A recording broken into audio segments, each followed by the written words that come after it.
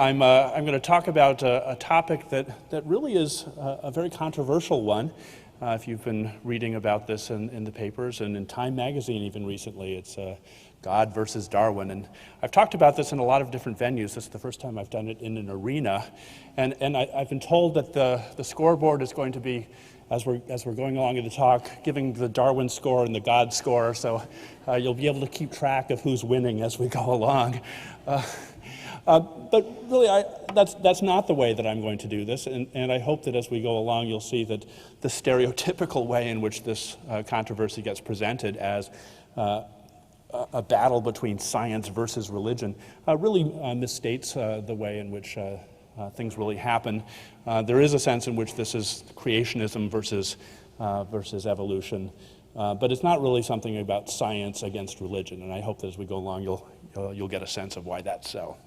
So I'm going to start by just talking about the trial, and this is something that I'm sure you might have read something about because it was very widely covered, as you'll see here, just some of the media sources that had articles, newspaper, magazine, TV, from the New York Times and the Wall Street Journal, all the way down to Rolling Stone and People magazine. So this was something that was very broadly covered nationally and internationally, of great interest for a lot of different reasons. Here's yours truly as I'm walking to the court. This is the third day of the trial. The lead lawyer for the plaintiffs, Eric Rothschild, is there next to me. Next to him is Tammy Kitzmiller. She was the lead plaintiff of the 11 parents that sued the district. This is the walk from the law office to the courtroom. They call it the perp walk. It's the one time, of course, when the cameras are allowed to film people, and they said, walk slowly enough because the cameramen are going to be running backwards. And that's, of course, the way in which this happens. Once you're in court, things are much more sedate. So this was a trial that really, for the first time, put in to the legal decision-making process the status of intelligent design creationism. And this was a trial that really the Intelligent Design Group had been looking for many, many years, since they had gotten the movement together. It was really aimed at having a test case. And they were very, very confident about the fact that they thought they would win in court. Let me just give you a few examples of this. This is a quote from William Dembski, one of the leaders of the intelligent design movement, several years before there was a court case. He says, "I'll wager a bottle of single malt scotch, should it ever go to trial whether ID may legitimately be taught in public school science curricula, that ID will pass all constitutional hurdles." So, I mean, really even pretty cocky about this. He put together a white paper for the attorneys that were defending the school district, defending intelligent design there, and he called it the Weisse Strategy. And here's a picture from the document. This was to brief the lawyers on how they were to challenge the expert witnesses. And you'll notice that he visualized this with a vice crushing the heads of his opponents.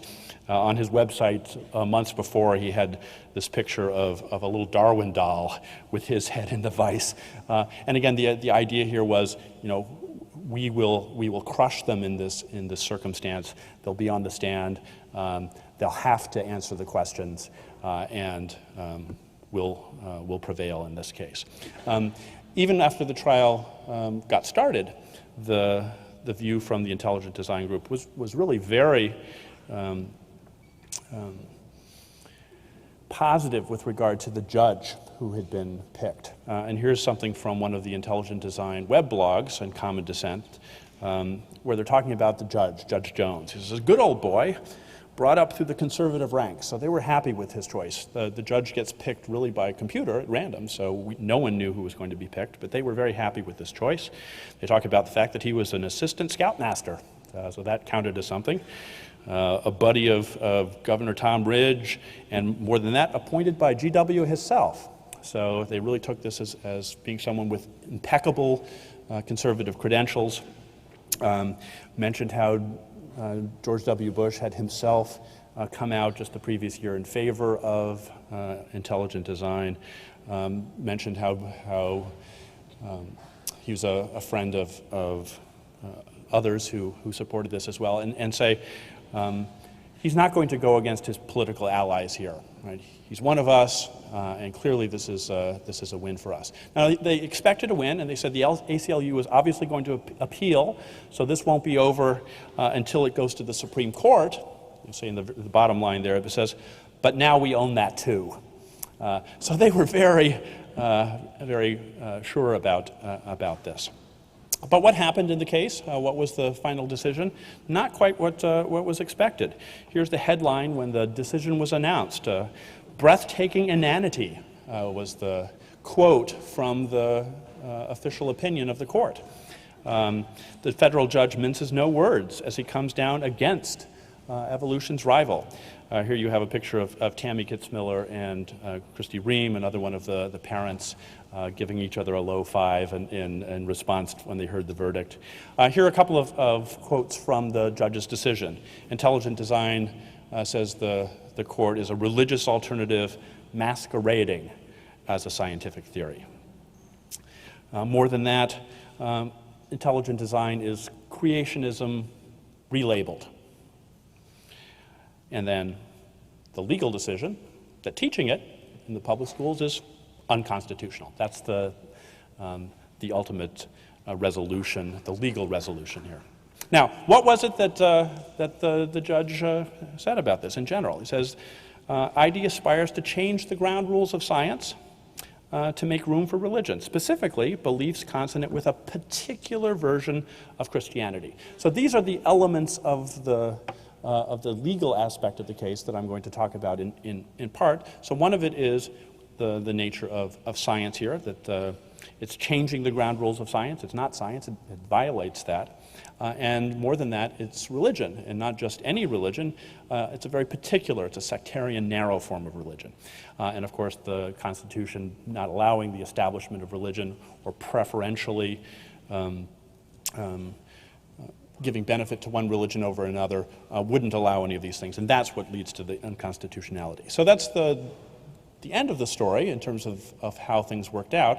And as you might imagine, the Intelligent Design Group was not quite as happy with the decision and with the judge as they were originally. So here's someone from the Intelligent Design Group, John Weisse from the Discovery Institute, opining about the opinion and the judge afterwards. He says, Judge Jones got on his soapbox to offer his own views of science, religion, and evolution. He makes it clear that he wants his place in history as the judge who issued a definitive decision about intelligent design. This is an activist judge who has delusions of grandeur. And it's interesting that Judge Jones, in his opinion itself, had predicted that people who objected to this would call him an activist judge. I mean, this has become such a common term of abuse. And he specifically said, I will be called this, but this is resolutely not an activist court. So he anticipated this objection. So that was quoted from the Intelligent Design Group in a lot of the papers. But there was a lot more. On the websites, they objected to this as well. So here's from one of the ID websites. They called his view the Grinch opinion. It was issued December 20th, so around Christmas time. The picture of the Grinch, it says, a recent interpretive illustration of Judge John E. Jones III. So they thought of him as the Grinch who stole Christmas. Here's an article from the way Phyllis Schlafly described it. She said he was a false judge who made a mockery of this case. Judge John Jones III could still be chairman of the Pennsylvania Liquor Control Board if millions of evangelical Christians had not pulled the lever for George W. Bush in 2000. Yet, this federal judge, who owes his position entirely to those voters and the president who appointed him, stuck the knife in the backs of those who brought him to the dance in the Kitzmiller v. Dover trial. Okay.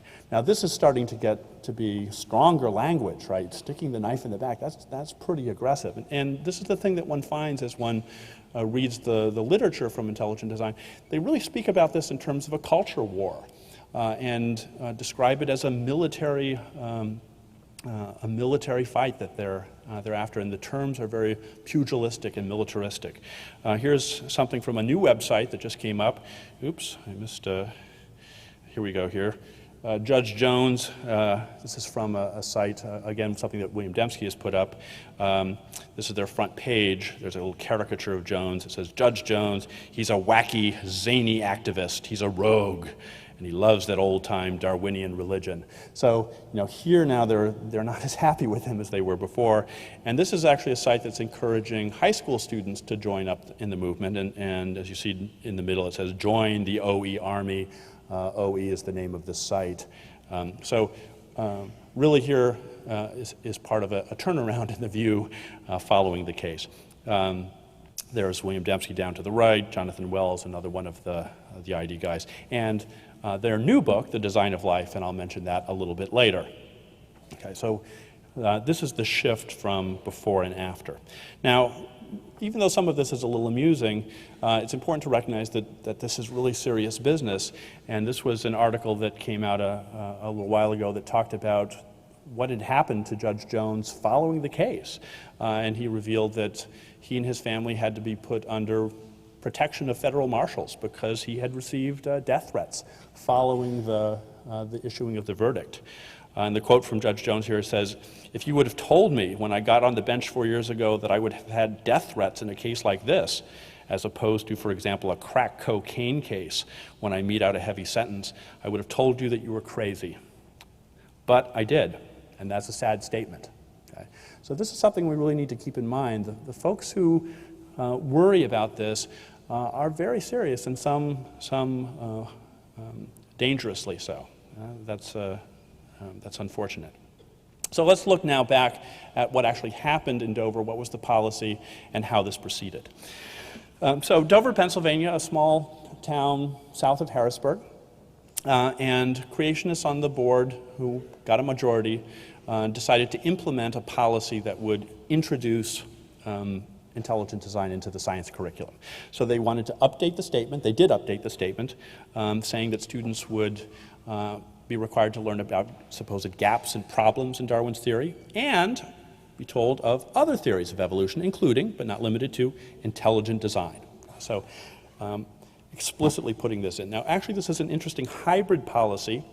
It was one that explicitly promoted ID, which is what the Intelligent Design Group had been doing previously, but they had been recognizing that that wasn't working for them, so they actually started backing away from that and recommending that you not call for this by name, and to talk just about critical evaluation of evolution and gaps and problems. So this was actually something that combined both of them.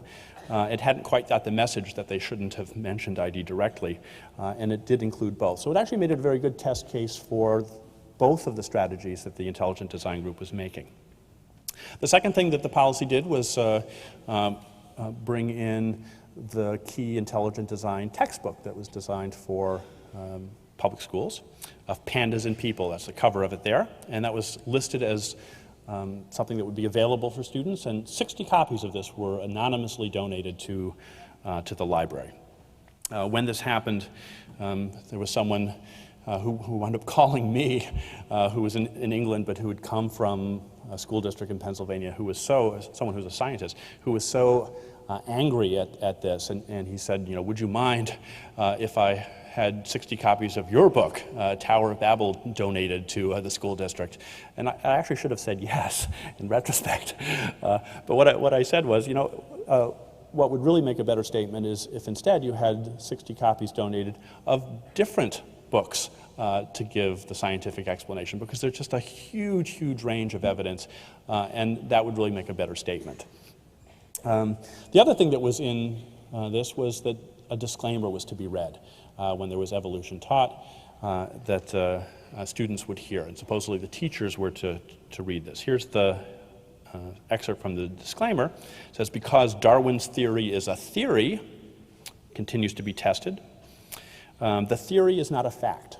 Now, this is actually language that we've seen again and again from creationist initiatives, contrasting the scientific notion of theory with the way the person on the street hears it, which is theory as just someone's guess and so on. Obviously, in science, when we talk about theory, gravitational theory, cell theory, relativity theory, and so on, we don't mean it in that sense.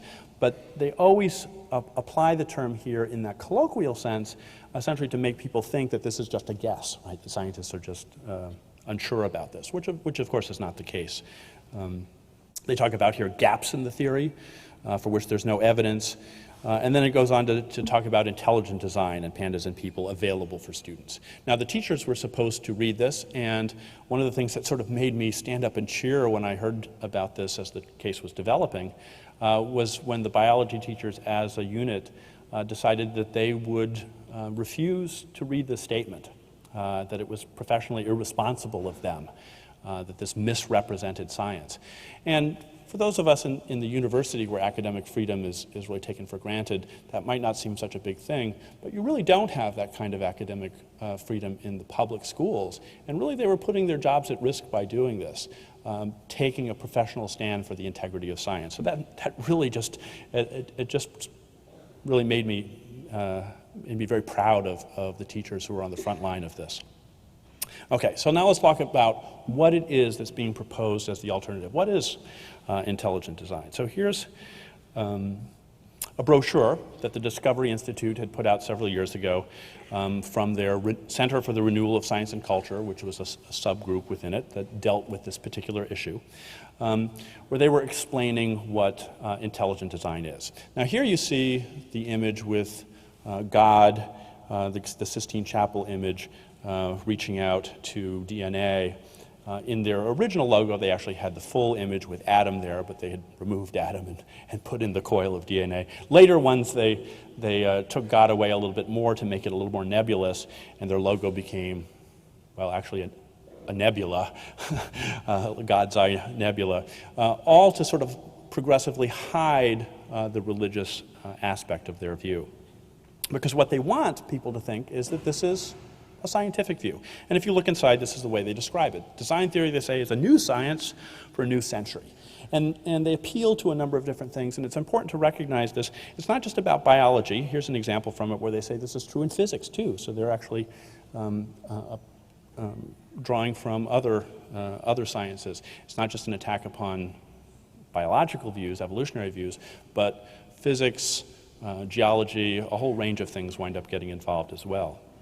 But it's biology that's the center. So here's a quote. Biology, they say, the presence of complex, functionally integrated machines, like this bacterial motor, have supposedly cast doubt on Darwinian mechanisms of self-assembly, sparked new interest in the design hypothesis. So they're using scientific terminology here. The bacterial flagellum actually is kind of their poster child, and appeared again and again and again in the Kitzmiller trial. It almost just seemed as though their entire case was riding on the tail of the flagellum. It was brought up so many times.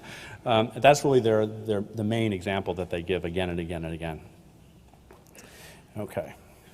Now, the thing that you hear from them regularly is the claim, we're not creationists, right? Idea science. These are both quotes from Discovery Institute spokespeople. Ideas and creationism just aren't the same. Ideas not creationism. They'll put this in op-eds and letters to the editor. They'll say this very regularly, claiming that they're different. And this was one of the things that was at issue in the trial, because courts had previously ruled on creation science, and they wanted to say, oh no, those rules, those court cases don't apply to us. And one of the things that was mentioned was the way in which intelligent design is defined and described in that book, Pandas and People. So here's a quote from the textbook. Intelligent design means, it says, that various forms of life began abruptly through an intelligent agency with their distinctive features already intact, fish with fins and scales, birds with feathers, beaks and wings, etc. Okay? So you can sort of see within this some of the elements that things arose sort of as they are. So it's a rejection of evolution. And it's through some intelligent agency. And they'll often point out, look, there's no mention of God here. There's no direct appeal to the Bible. Right? Why would you say that this is creationism or has anything to do with that? Now, one of the things that was very nice about the trial and you're able to do in a trial setting is make use of the process of discovery and subpoena. And one of the things that we wound up doing was finding out a little bit about the history of the book of Pandas and People. And we're able to actually subpoena earlier drafts of that textbook and look at the manuscripts.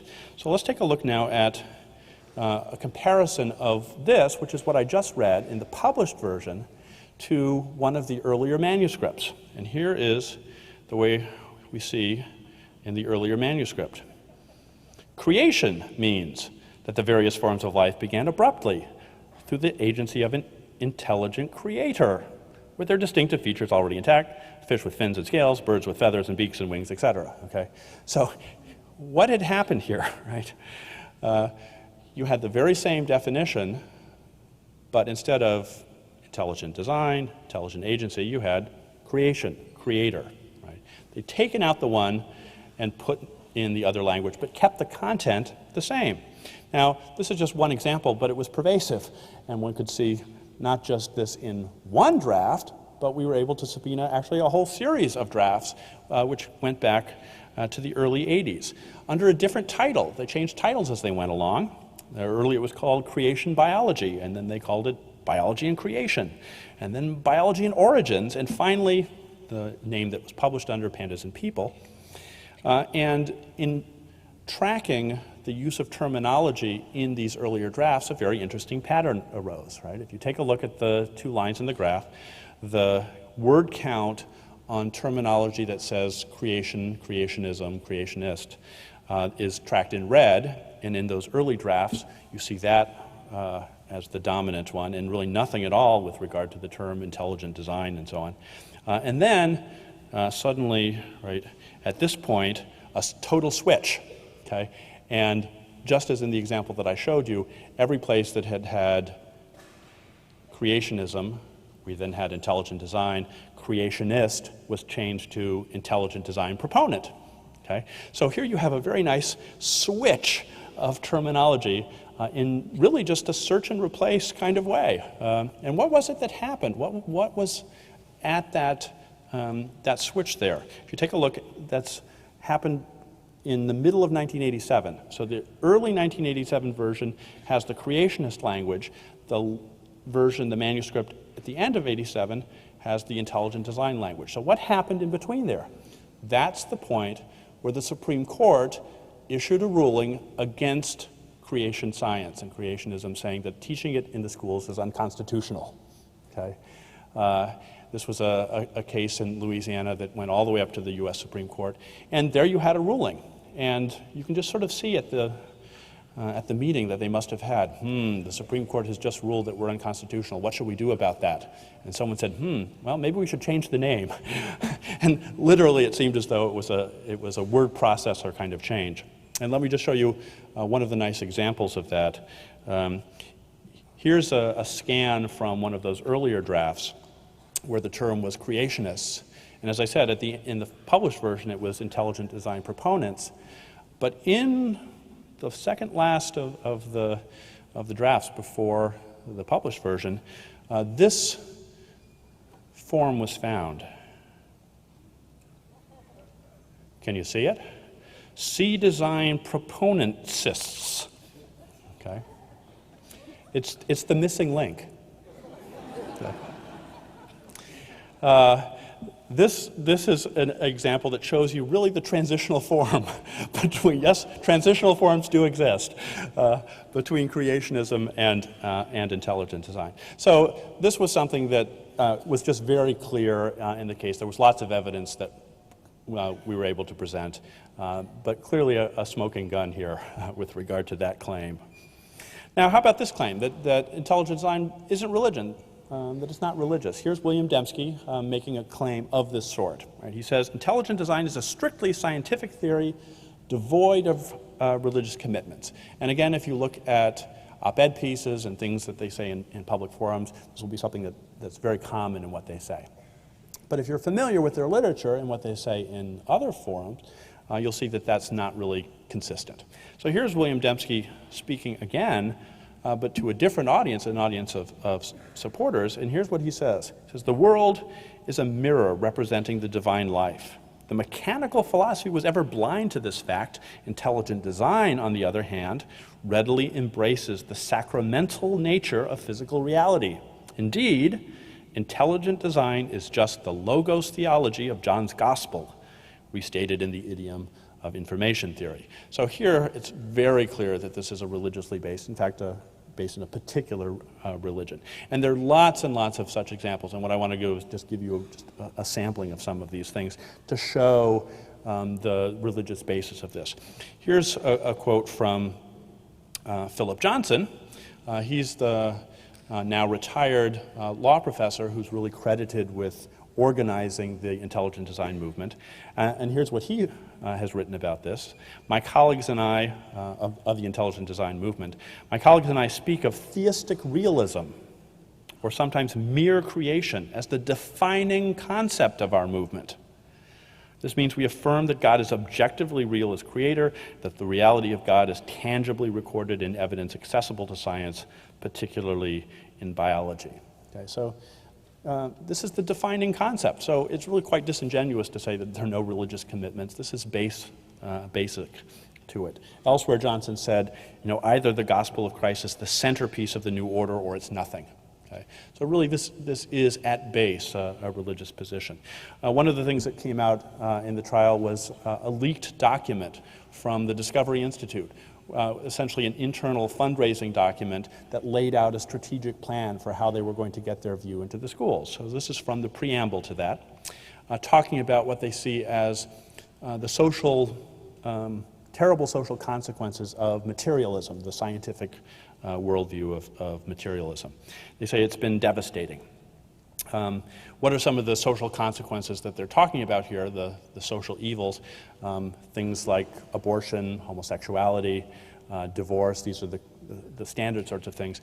This is from the Discovery Institute, which also has very much of a laissez-faire, pro-capitalist view. And so they also mention product liability laws as one of the evil consequences of this. And so they say we have to defeat it. We have to defeat materialism and cut it off at the source. The source, they say, is scientific materialism. So this is an attack against science as a whole. Right? Design theory, they say, promises to reverse the stifling dominance of the materialist worldview and to replace it with a science consonant with Christian and theistic convictions. So here in this internal document, it becomes very clear again the religious nature of their view. And one could go on and on and on. I'll just mention one recent example that you may have seen. Ann Coulter, in her new book, Godless, spends almost a third of the book attacking evolution and promoting intelligent design. That's a large part of this that didn't really get too much play in the press. Mostly her other statements about the 9/11 widows was what got play. But really her understanding of evolution was really on a par with her understanding of the grief of these women. And you can see the way in which he's putting it forward. Evolution, the claim is godless. We need to replace this with intelligent design. Now it's interesting, right? It wasn't just Coulter alone. Where did she get some of this? Well, it turns out she got it from the Intelligent Design Group. Here's William Dembski, shortly after the publication, in his blog saying, "I'm happy to report that I was in constant correspondence with Anne regarding her chapters on Darwinism. Indeed, I take responsibility for any errors in those chapters," and the big smiley face there. So, he was pretty pleased. He said, Ann Coulter is going to promote our movement more than anyone else.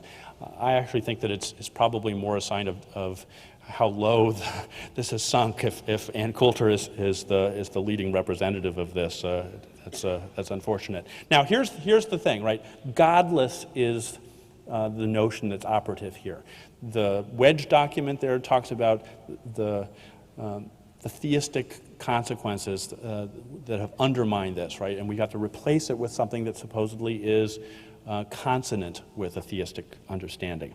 And here's where I wanted to step back and do a little bit about the theological view. Is it really the case that evolution is godless? Because this is portrayed as the science versus religion, Darwin versus God. And here's where I want to to make us think a little bit about that and question whether that's so. Even though that's put forward in the stereotypical media reports, and it's certainly the way the creationists want it to be promoted, let's take a look and see if that's really true. So is evolution necessarily godless? Well, not necessarily. Here's a little cartoon that kind of gives an alternative view. It's God having created the world, resting a little bit and says, I'm tired of making decisions. Let's just go with natural selection. Now, that's kind of an amusing, funny way to put this, but in fact, that's a dominant theological position. That's a view that says God creates the world with its natural laws in place that give rise to all of the complexities of the world. And it's not the case that God has to go in and constantly fiddle with things. He creates it in such a way that the laws, including the evolutionary laws, are in place to produce creation as intended. And this is a mainstream theological position. It's a position that was put forward in the Catholic Church. So the previous Pope, John Paul II, had an encyclical letter to the Pontifical Academy of Science where he talks about evolutionary theory as it's more than a hypothesis, well supported by evidence, and not in contradiction to Catholic faith.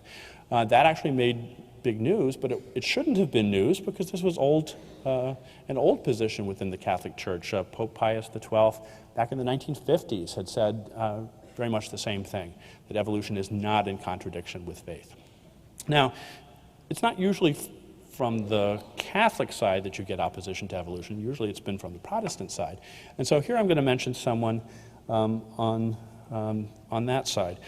And there are lots of people that I could pull from, but I mentioned Benjamin Warfield here, who was a theologian at Princeton Theological Seminary, and here's what he wrote. He says, I don't think there's any general statement in the Bible, any part of the account of creation in Genesis 1 or 2 or anywhere alluded to that need be opposed by evolution. Now, why is Warfield important?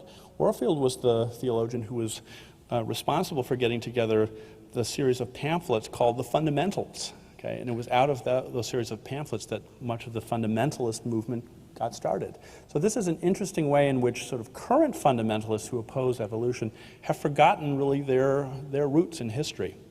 Those people didn't see that there was a necessary contradiction here.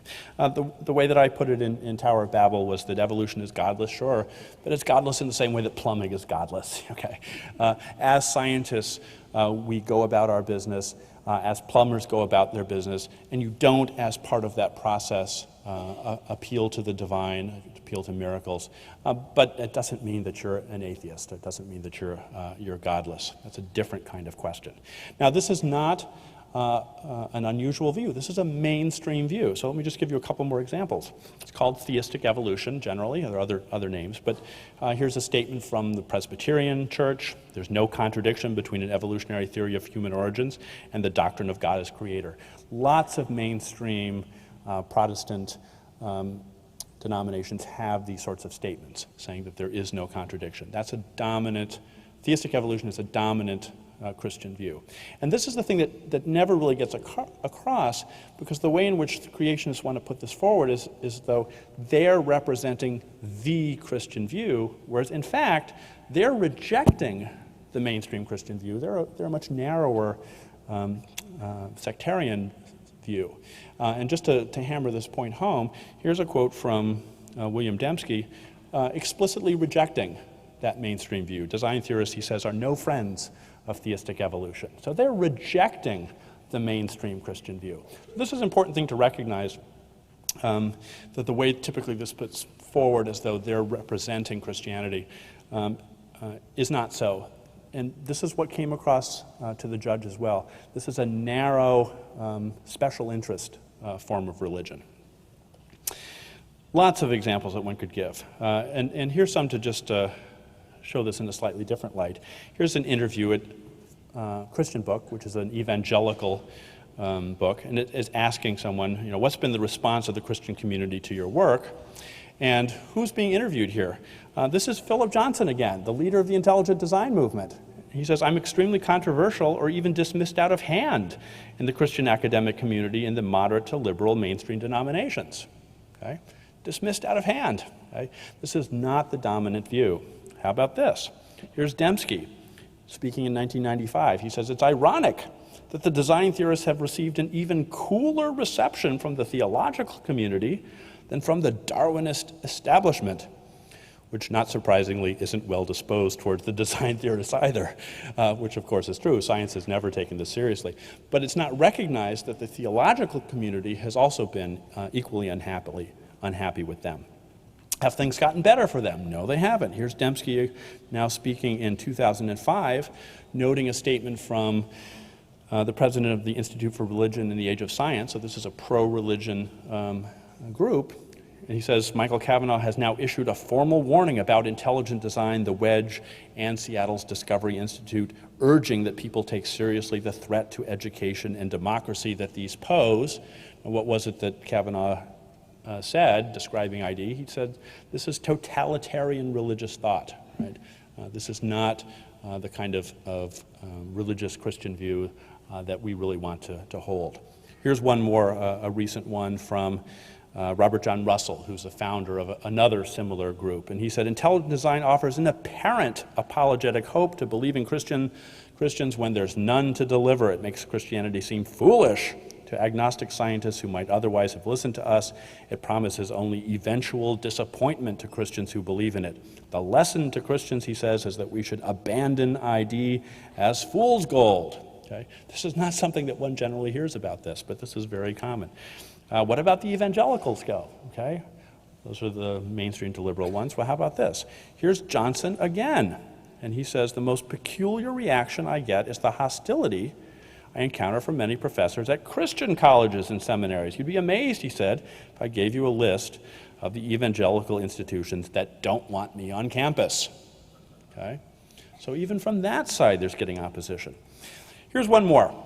Francis Collins, right, head of the Human Genome Project now, a biologist, scientist, and also a professed evangelical Christian. So he was asked about intelligent design on an interview on the Tucker Carlson show.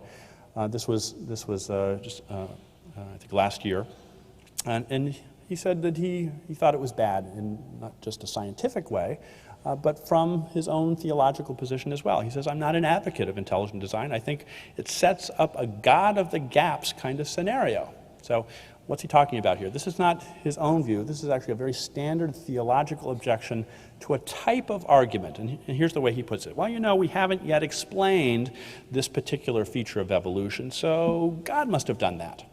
And that's really the strategy that you see again and again and again through all creationist writings. They point to something that they say, here's a problem with evolution, here's a gap, here's something they can't explain, and the idea is, God did that. Okay? That's to say, you find God, or you think that you've proven God in the gaps in our understanding, in the things that we can't yet explain. It's called the God of the gaps argument because you're finding God in the things that we don't yet know in our ignorance. And Collins is then articulating the theological objection to this. He says if science ultimately proves that these gaps aren't gaps after all, which is to say science progressively explains more and more about the world, then where's God? Okay? God gets crushed out as those gaps get closed. And he says we really ought not to ask people to do that. So here he's giving really what's a standard theological objection to a standard argument, which is the basic intelligent design view. And just one final more, here's a whole book from a group of evangelical scientists called Perspectives on an Evolving Creation, which is arguing for evolution and doing this from what they say is a clear evangelical perspective. So that's a part of the story that I want to try to emphasize. It's the reason I've spent so much time on this, because you never hear about this. It's always portrayed about evolution as being against religion generally, or against Christianity generally, as though their position is representing the whole view. And really that's just not at all the case. It's a very narrow view and does not represent the general view. And evolution really is not equivalent to atheism, which is what the judge said as well here. The defendants, the ID defendants in the case, and many of the leading proponents of ID make a bedrock assumption which is utterly false. Presupposition is that evolutionary theory is antithetical to belief in the existence of a supreme being and to religion in general. So he was objecting to this, saying that it's presuming something claiming to be science and yet making this religious objection, and one that really is false. So that's one aspect of the case, really showing that intelligent design is religion, showing that it's a particular form of religion, and then showing how it really makes the same kind of arguments that creationism made before, as really just relabeling that. Now, the other part of it was the part having to do with science. Okay? It claims to be science, and yet the judge said none of the arguments that are presented by the creationists in the case were convincing.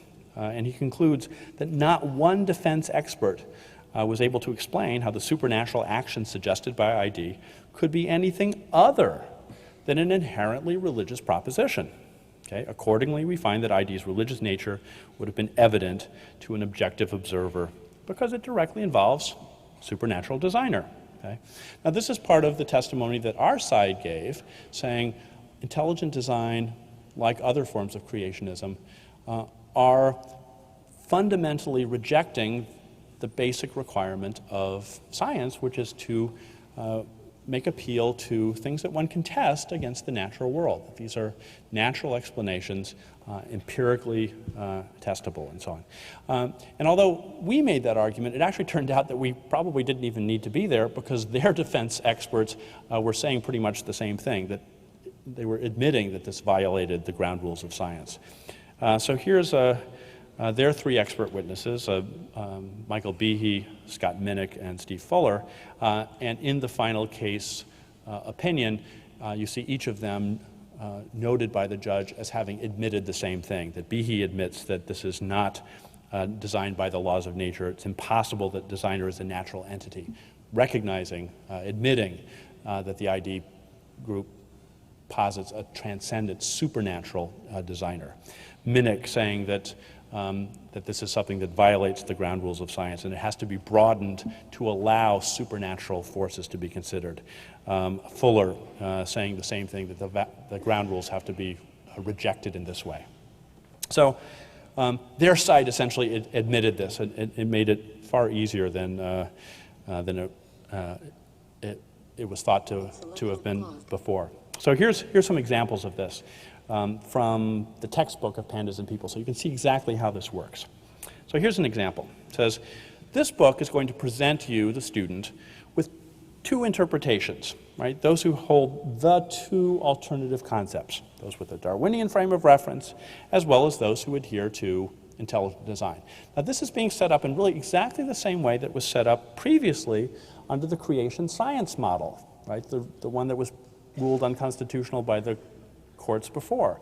There, the terminology was creation science versus evolution science, but the strategy was the same. It was put up as though there are only two alternatives, and then what they do is go about trying to poke holes in evolution and make you doubt it, with the thought was, well, if you doubt that, this is the one that's left over, without then having to give any positive evidence for their own view. And in that earlier case, the judge said this is a faulty, flawed argument. It's a false dichotomy.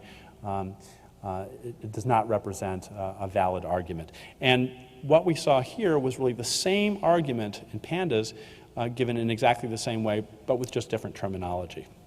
So here's an example from Pandas of how these explanations supposedly work. A quote from Pandas. Is there any alternative explanation for the marsupial bones and pouches, other than that they're homologous and therefore evidence of common ancestry? That's the scientific view. Yes, it says, there's another theory, and that's that marsupials were all designed with these reproductive structures. Now, you might expect that they would then go on to explain that, okay? But that's it. That's the explanation. They were designed like that. And again and again and again, throughout the book, the pattern is exactly the same. Here's something that the scientists say, oh, but that's doubtful. But there is another explanation. The explanation is it was designed like that. And that's the end of it. Okay? That's the extent of those explanations. Now, in all of my reading of the intelligent design literature, I've only found one place where they're more specific than that. And it had to do with Philip Johnson explaining the peacock's tail. So this is the one case where they get a little more specific. So let's take a look at Johnson so we can see how the theory really works.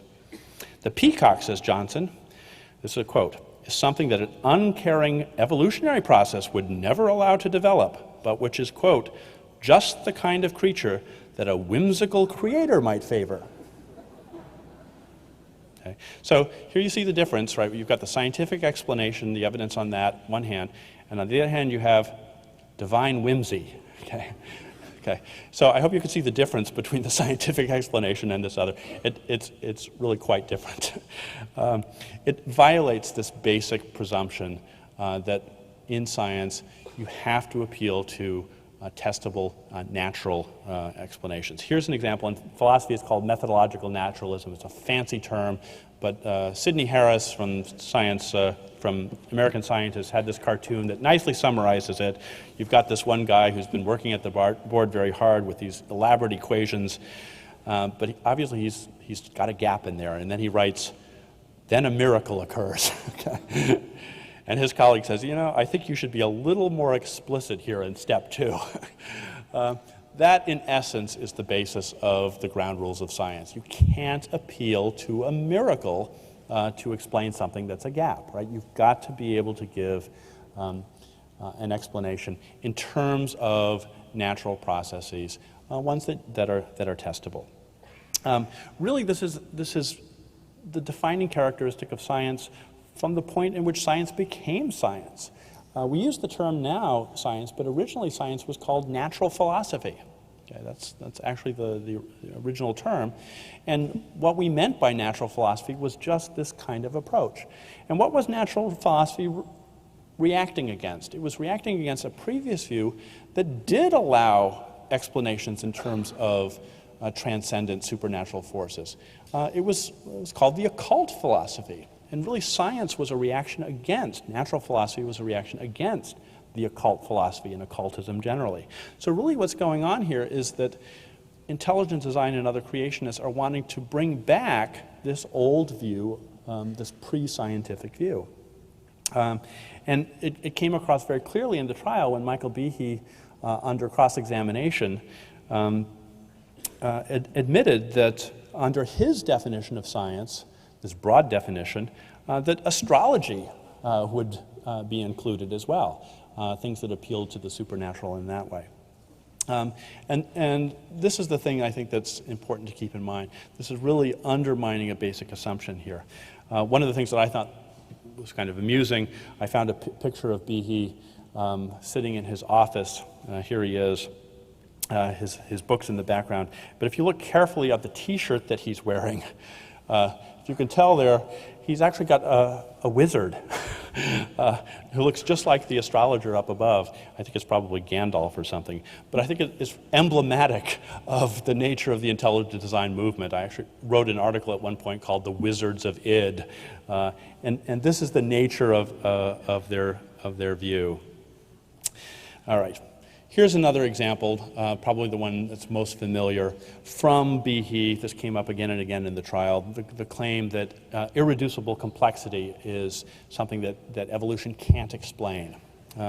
Probably the most common argument that you hear from the intelligent design group. And what irreducible complexity means, according to Behe, is a functional system such that if you remove any of the parts, it doesn't function. His example is a mousetrap. You've got to have all these parts. You take away the spring, you take away the hammer, you take away these things, and it's going to catch no mice, and so on. And his claim is that science can't explain this, that evolution can't produce these things. Here's his argument. He says any precursor to an irreducibly complex system that's missing a part is by definition non-functional. Okay, so the claim is, here's something that science can't explain, that evolution can't explain. Okay?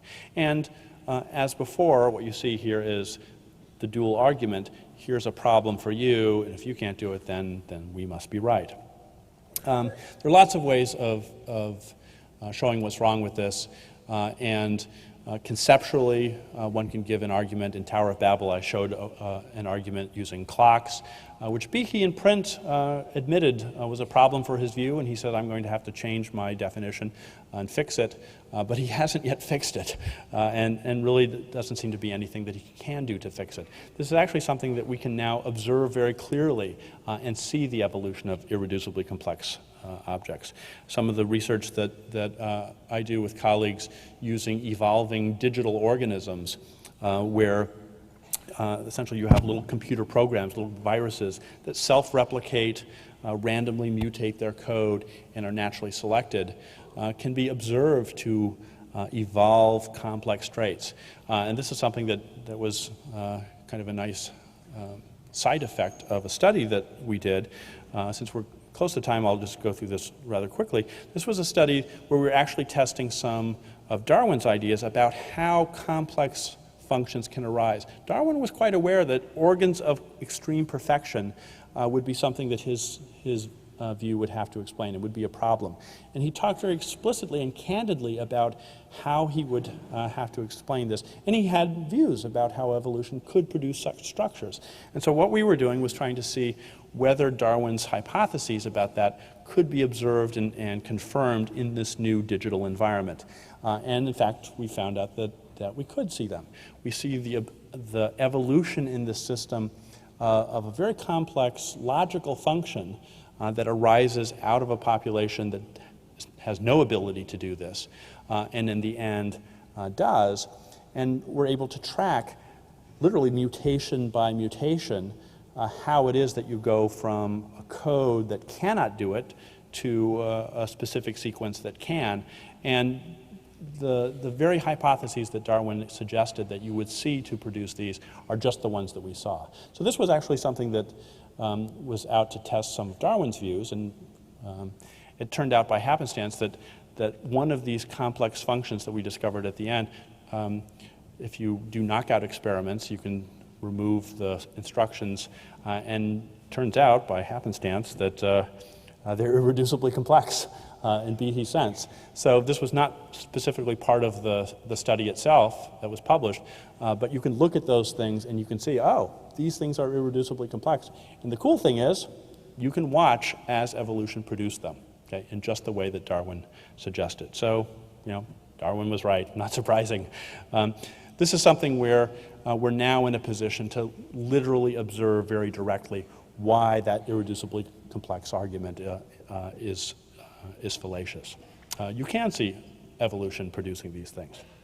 Evolution can do the range of things that biologists have gotten evidence for over decades and decades. This is a very well-developed and very rich theory. And in science, really the ultimate test is always this practical one, right? You have confidence in the veracity of a scientific hypothesis if using it works, okay? We know that something's true because using it makes a difference, a practical difference. And evolution is like that. Evolutionary theory isn't a theory in the sense of a guess. It's the theory in the sense of an explanatory structure that makes sense of the world. It's a cause-effect relationship, principles that are observed and tested and can be used, okay? Evolutionary theory is used in medicine. You need to have it to be able to understand how antibiotic resistance arises. You need to know it so that you have therapies that will work, keeping that into account. You need to know this in farming situations so that pest resistance to pesticides is taken into account. It's even something that's now being used in industry. The kinds of digital evolutionary computation work that I was talking about is now being used in industry to evolve things, to evolve complex designs that are sometimes better than even human designers can do it. Evolution can produce more complex and useful things. So evolution works. We're using it all the time. And the thing I've said is that Americans will finally believe that evolution is true when they realize that you can make money with it. That's the position that we're now in. Evolution can do that. Here's just a whole range of things where using evolutionary computation is producing just these sorts of things. It's being used in and aerodynamics, computer chip design, software design, drug design, a whole range of things. So here's the summary findings from the court. Okay. ID fails as science on 3 levels, says the judge. Any one of them would have been sufficient to rule it out as science. First, violates the centuries-old ground rules of science by invoking and permitting supernatural causation. That's the key thing, really. The previous court had ruled against creation science for the same reason. Secondly, the irreducible complexity arguments have the same flawed, illogical, contrived dualism of creation science before that. And the negative attacks on evolution have been refuted. Really, that's actually a pretty minor one in this. It's the other ones that are more central, and really the first one in particular. So that was the resolution of this. The court was very clear. This does not qualify as science. This is religion. This is unconstitutional. Now, there was actually one more thing. People always ask, well, where's the creationist movement going to be going from now? And we already saw the beginning of their movement, their new strategy in the Dover case, where they were talking about gaps and problems. And the new slogan that they use is teach the controversy. And they wanted to introduce it in that way. But the judge recognized that and said, no, this is not acceptable either. That claiming that you're going to introduce just the controversy, but not supposedly ID itself directly, is a tactic, he says, that's at best disingenuous and at worst a canard. So he ruled that out as well. There was one last thing, though, that came out in looking at the drafts of the next edition of Pandas and People. Came across the following. Sudden emergence holds that various forms of life began with their distinctive features already intact, fish with fins and scales, birds with feathers and wings, and so on. Okay. So it looks as though they've got a new strategy. They're going to change the name one more time. And towards the end of the trial, the attorney asked Michael Behe in cross-examination, are we going to be back here in court in a few years arguing about sudden emergence theory? And the judge from the stand said, not on my docket. Because I think at that time he had already recognized that this really was a deception. So that was the conclusion. What are the take-home points here? If you remember nothing else about this talk and the conclusions, here are just a few easy things to remember as to how it all came out in the end.